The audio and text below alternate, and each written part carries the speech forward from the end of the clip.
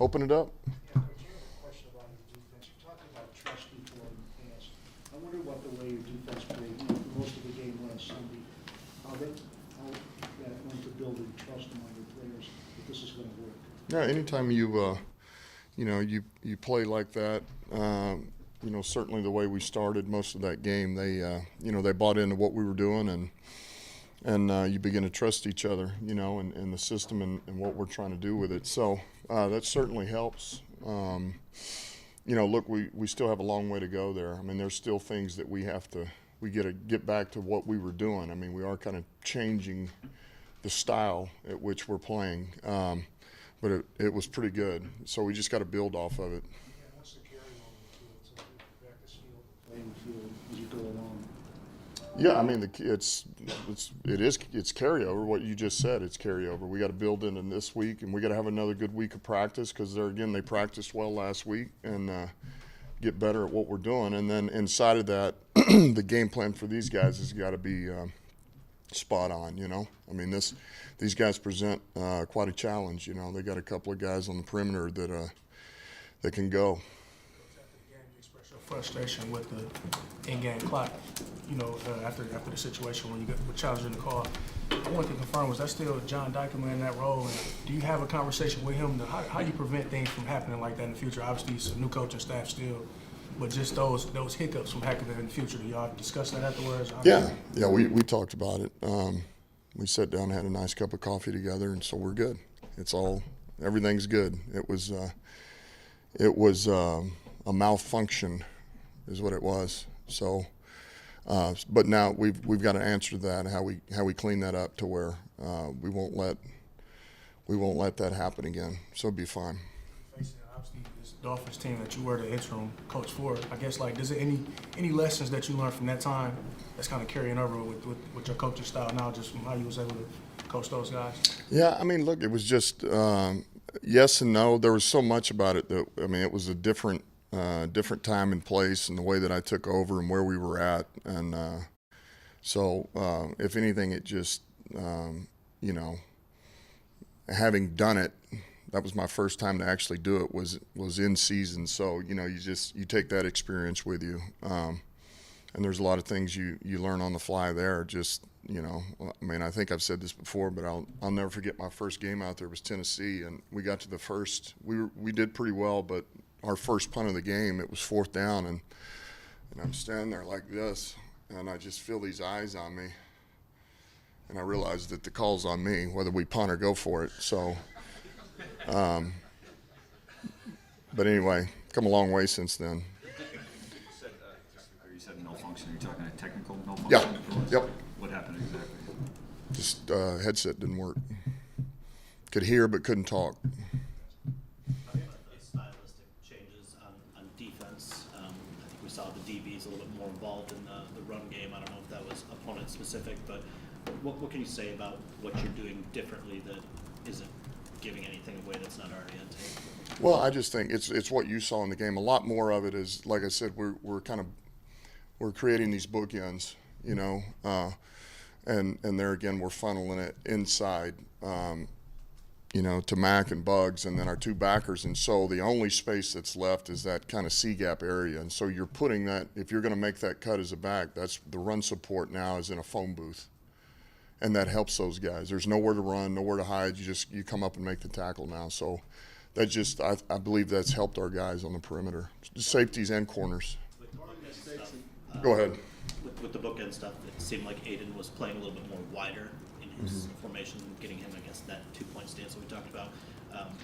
How does just having more space to rush help with his skill set, and why did maybe it take so long to shift to that for you guys? Yeah, well, I just think being up, sometimes can help someone. I mean, there is a trade-off, and it's the get-off at times, pad level, things of that nature. But if having the ability to see, and then react to that, everybody's a little bit different. And really, that's originally what we did last year. That was kind of our scheme. That's what Charles thrived in. It was so. We felt like it was the right move really across the board, including him. and there again, we were trying to do things in the off season that we felt like was really going to cater to what we had, and we've needed to shift from that, because now we know what our strength is much more than what we were hoping our strength was going to be with what was on the roster. Barring any mistakes or from the turnovers, if you see what you saw for 3 quarters of football, how optimistic is that against Miami? Because regardless of how people may put it or phrase it, you were so close in getting a great defensive effort until that 4th quarter. But barring any of that, if you see that again this Sunday, how good is that going to be?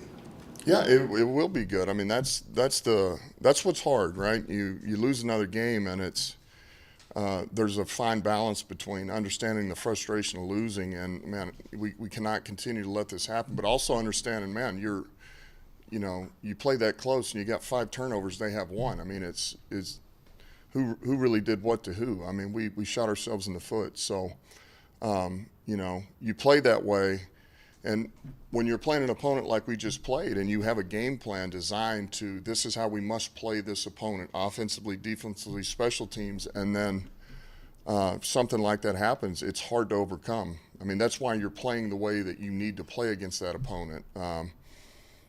And so, once we get those couple of turnovers, particularly the one going in the end zone, it changed everything. Now, there again, to your point, you're hoping that defense, we need one more turnover. You got put in a tough spot, but you've got the hot hand, and you got to get us another stop, or you got to get us another turnover.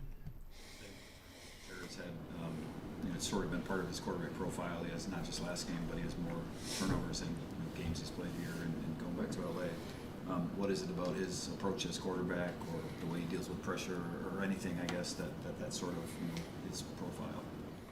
Yeah, well, yeah, I just think there's a number of things. I think we've got to refocus him on awareness in the pocket a little bit. Just continue to hammer it home. Sometimes it's just, and it's not just him. There's quarterbacks that'll begin to drift a little bit where they feel certain things. You start moving and you don't realize you may be moving deeper than you need to, or you're moving into something else. And I really do.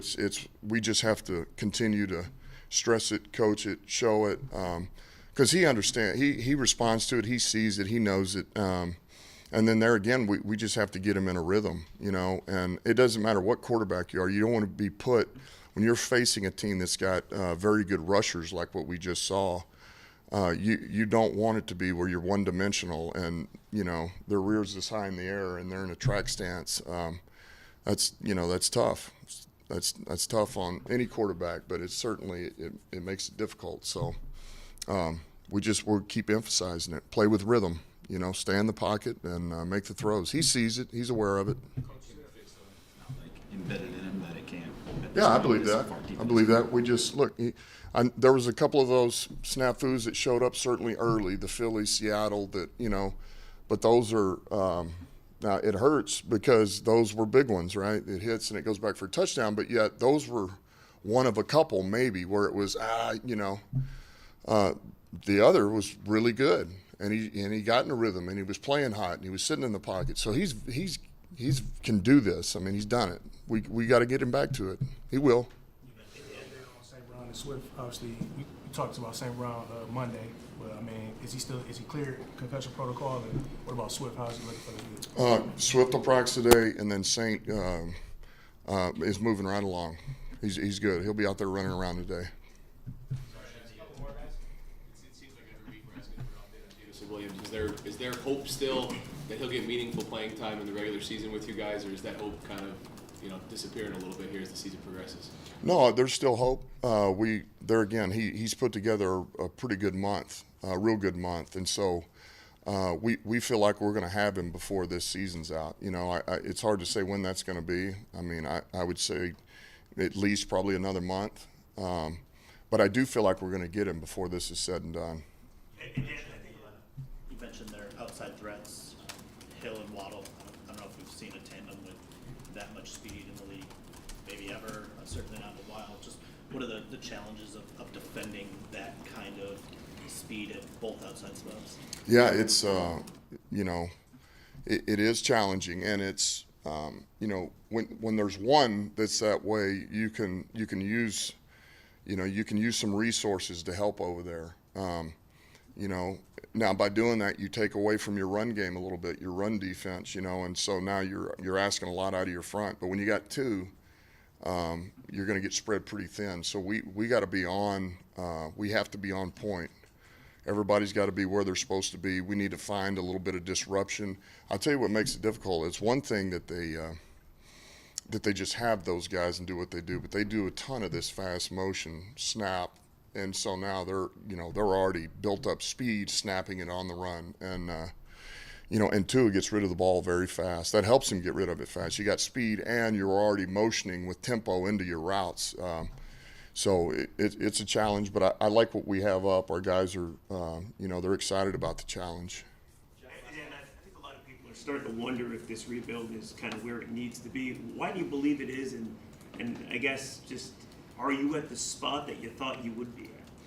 No, listen, I'm not discouraged. I'm discouraged that we don't have more than one win like anybody is. But I'm not discouraged like, oh my God, I can't believe this has been, we're just not going anywhere. I just don't believe that, and I'm not going to make excuses. We should have more than one win, but I'm not discouraged. I know we're still making progress, and we're getting a good look at these guys in the roster. We have a lot of guys left to get a good look at. I mean, I'd love to find a way to get Houston up at some point, Jefferson up, we're looking for guys that, man, want to play football. They're hungry and can help us win. So we're just going to keep working through this. Dan, how would you evaluate Derek Barnes' progression? He's coming on. He's gotten better. I mean, he's better than he was last year. Every week he's continued to grow, and so we get him in there in some packages. He's helping us on special teams, but he's really our next Mike to go in the game. But we're not discouraged with him. Thank you, guys. Okay.